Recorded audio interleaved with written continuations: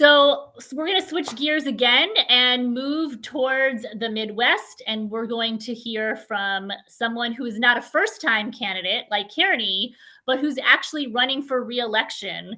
Cam Gordon is one of our most well-known and exciting elected Greens. He's been serving on the City Council of Minneapolis for several years, and I had the pleasure of speaking with him earlier this week to get his perspective on running for re-election in these times as a Green candidate. So let's turn it over to that video where we hear from Cam Gordon. Well, welcome everyone. I am here with Cam Gordon, who is seeking re-election for the Minneapolis City Council. Cam, why don't you introduce yourself to folks and tell us a little bit about your time in office so far? Great, thanks for having me on. So I was very active in the Greens early on in Minnesota. I was part of their founding convention in 1994, served on the coordinating committee of the state party. So I've been very involved in the Greens and really appreciate the platform and all the people who are working and building kind of a movement. I think it makes a big difference to have Greens elected in office. I was first elected in 2005, and I ran on the four pillars. I ran on social and economic justice, grassroots democracy, ecological wisdom, peace and nonviolence.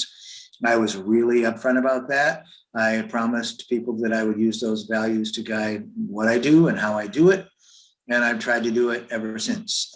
And I've worked hard to influence policy. It's been interesting because in Minneapolis, all the rest of the council, and there's 13 of us, all the rest of them have been Democrats. And in Minnesota, we call it the Democratic Farmer Labor Party because they merged back in the 40s. And so I've been the one outside of that. So that's been both challenging and also really a great opportunity.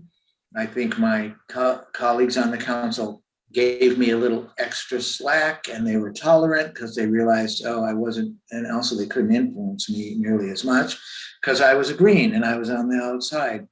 And so I would bring up issues that seemed like they were fringe issues or seemed like they were on the outside, and they would tolerate that. And what would happen is time and again, as I kept working on these issues, people on the council and in the city would realize, oh, those are interesting, those are popular. So there's many examples that I could give of how I was able to kind of find a wedge issue to push forward on and really make a difference. Just a tiny example I'll use, I know we don't have all day, but Minneapolis basically had outlawed farming like a lot of cities probably did. You couldn't grow food for money. You couldn't use your land to let somebody else grow food on it for money or anything. We had trouble keeping chickens. Beehives had been banned. So we started talking about local foods and what we could do about our food economy. And as a Green, local food production kind of hits all the values. You know, it's a climate change, ecological wisdom, sustainability, and it's also really healthy. It's also community-based economics, and it can be. So we were able to bring that forward, and certainly the eyebrows were raised and eyes were rolling when I was talking about market gardens and more greenhouses and chickens and bees and that. But people in Minneapolis were ready for it and they wanted to do it, and so we basically have now legalized farming again. Nobody's doing a big farm on industrial land, but they could if they wanted to, and we could have tractors out there, but we've got lots of smaller ones. But it's just one of those key issues that makes a big difference. That's great. Leave it there. Yeah, I mean, I think a lot of folks don't realize that the Green Party does have folks elected to offices across the country, and you're certainly one of the, more visible folks. But, what has it meant? And you've already talked about this a little bit, but more recently, maybe in this last term, particularly with the pandemic, obviously Minneapolis being sort of the ground zero for sort of the racial reckoning that we've had this past year. Like, what has been the role of you as a Green elected official in this most recent term? Well, it's actually been kind of exciting to see some things almost coming to fruition out of this crisis. And we've really had a hard time, I think, as a country, but certainly in the city of Minneapolis with the murder of George Floyd and the civil unrest that followed. But there really was kind of an awakening, a great awakening in the city that, oh, this structural, institutional, historic racism is plaguing us still to this day. And we've been looking at it a lot in recent years. In the last term, especially, we have a whole comp plan, and racial equity is key to that, and so is climate change. And I can tell you, 9 years ago, those things weren't very much on the radar in terms of city government, but we took a lot of time to build those up. We actually were able to, in those 9 years, create a division of race and equity that's staffed. We also have a sustainability office that went from one person to 8 people now. And we have a climate action plan that was developed, and all of those things, which made a big difference. I had also been talking about reparations, and still are for a while. And now this year, we've actually created a Truth and Reconciliation Commission that's going to start looking at that. And in Minneapolis, we have a large Indigenous population too. And so I worked on some significant resolutions in the past about truth telling and what is our history. And so we've been raising awareness about that, but that's folded into Truth and Reconciliation. And when we look at reparations, we realize that we have significant reparations that are due Indigenous people in this state and certainly in this city. So we're working on those, and I think it's really helped to have a green on the council. One of the things that I think happened, however, and I don't know how you fix this, or maybe this is just a fine thing, but as the issues that the Greens were working on became more and more popular, we didn't necessarily see a bunch of people wanting to run green. Mm-hmm. What we saw was a bunch of the people from the other party wanting to adopt those issues. So in a way, it was great when I was seeing other kind of progressives coming into office who supported these kinds of things and more. And alternatives to policing is something we've been working on for a long time. When I first ran, and I ran on peace and nonviolence, my opponent was saying, well, this, you're not involved in international affairs on the council. What are you talking about? And I'd have to say peace in our homes and on our streets, and actually proactively building nonviolence and looking at it. And we had looked at it as a public health issue, and we were talking about prevention and intervention and what do we. And then more people were running on that kind of approach, and that we need to find alternatives and a more holistic approach to safety. And so now it's really resonating. Yeah. And I guess it's a good thing when we see our other parties adopting our issues and championing them, and we try to celebrate that. But I went into this with a belief that we could grow a multi-party democracy too, and that hasn't necessarily happened. And well, let's explore that further, because I think this is something that a lot of us who have been at this for a long time, the sort of, at least on the left, the sort of politics of what's possible is a lot different than it certainly was 20 years ago when I became a Green. And yet there is still something that distinguishes Greens from even progressive Democrats. And so, certainly in terms of where we take our money from, and I'm just wondering, and the idea of political independence, of creating that multi-party democracy. And so I'm wondering, what do you think still distinguishes us? Yes, it's wonderful. We need allies. We need people to kind of adopt our ideas in order to, make traction. But also, what is still the reason, you're still a Green, still running on the Green Party line. And so, what's sort of the reason, what's your reason for being and staying with the party?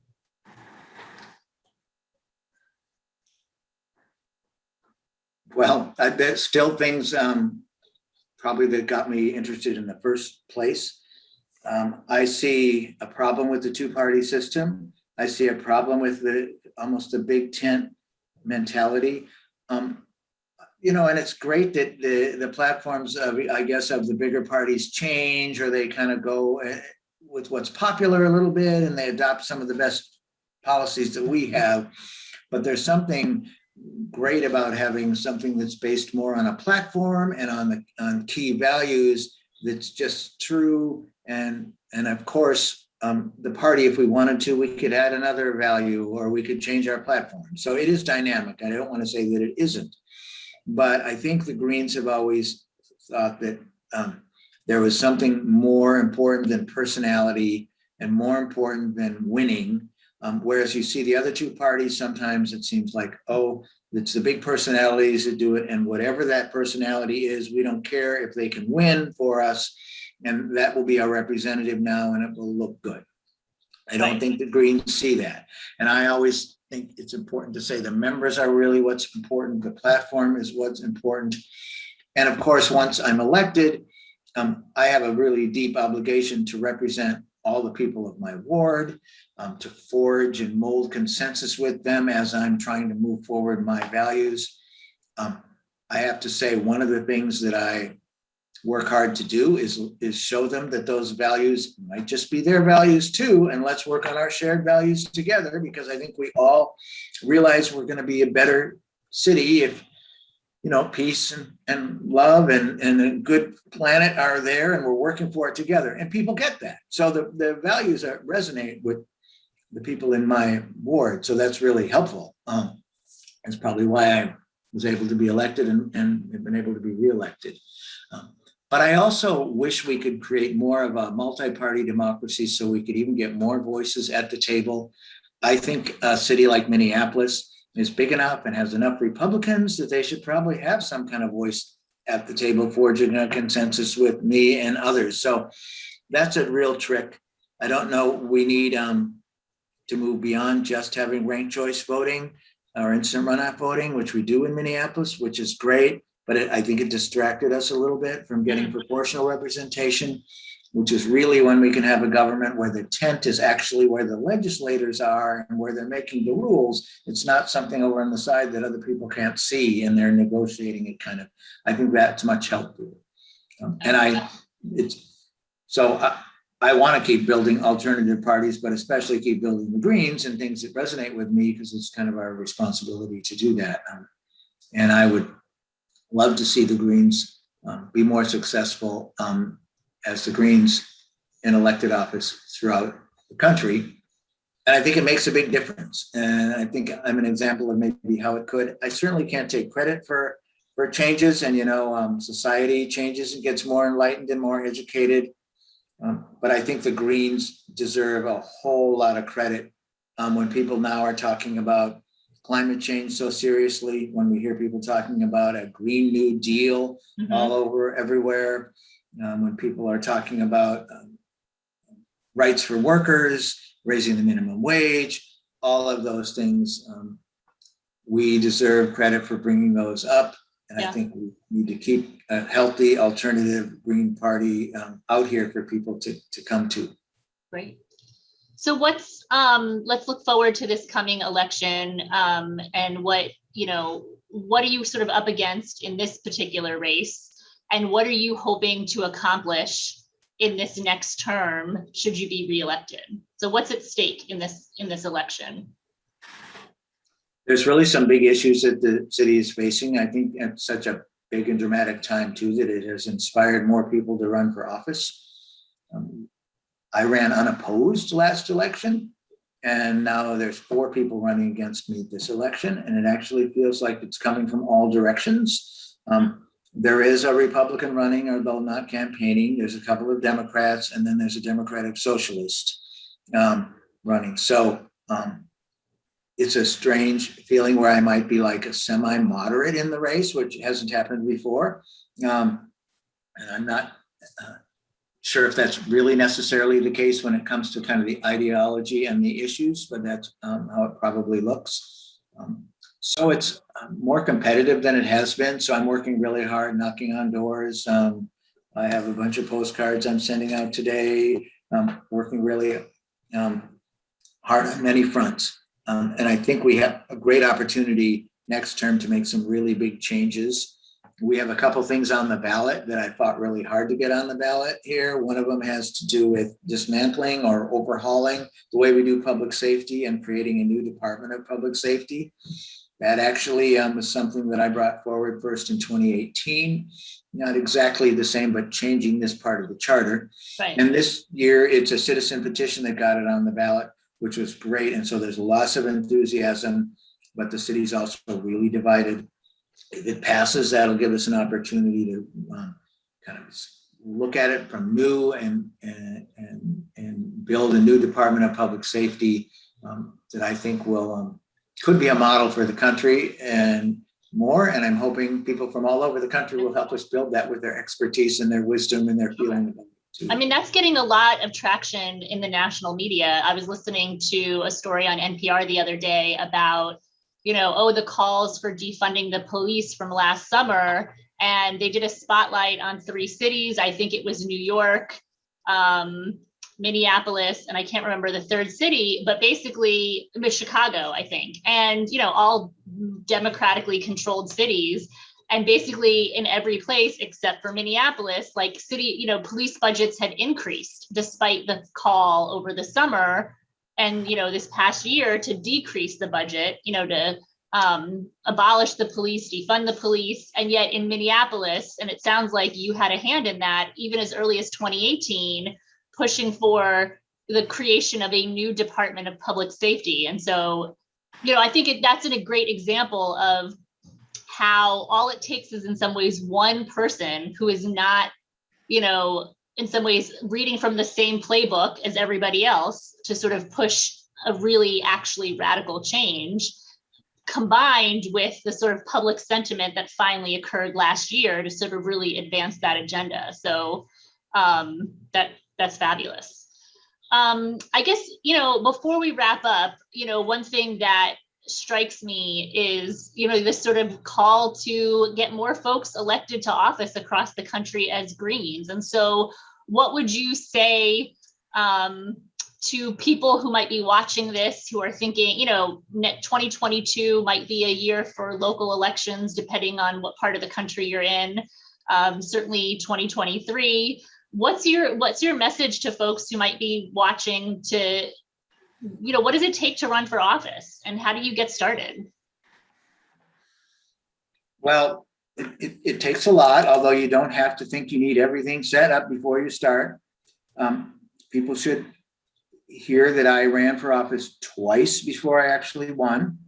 So I did a lot of this learning as I go. Mm-hmm. I ran for state representative first. This was when I was on a committee that was seeking candidates to run as a Green when the party was just starting. And I realized we'll need to step up. I think I told myself, if we're not running candidates in 2 years, why am I involved in this? And then I thought, well, I'll try running. Very interesting. Then I stayed involved in my community, and I really recommend that 2 things people think about carefully is where they are and what they want to help do in their community before they run. I think having kind of a longer term plan is excellent. I also think it's really important that you ask yourself, do I actually care about these people in my district?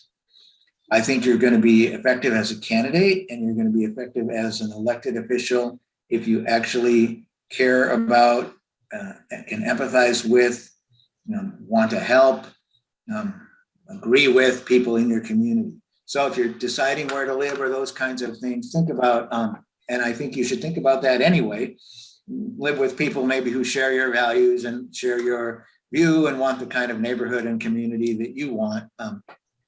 But that's really important if you're going to run for office. And then I think getting involved, and in fact, to find out if you like and resonate with them, sometimes it helps. I was involved in my neighborhood association. We have neighborhood groups in the city of Minneapolis. I became president of my neighborhood group. That gave me a chance to find out, do I like sitting through meetings? Do I actually like listening to people complaining and problem solving together? Do I like help forging consensus and those kinds of things? So that would really help too.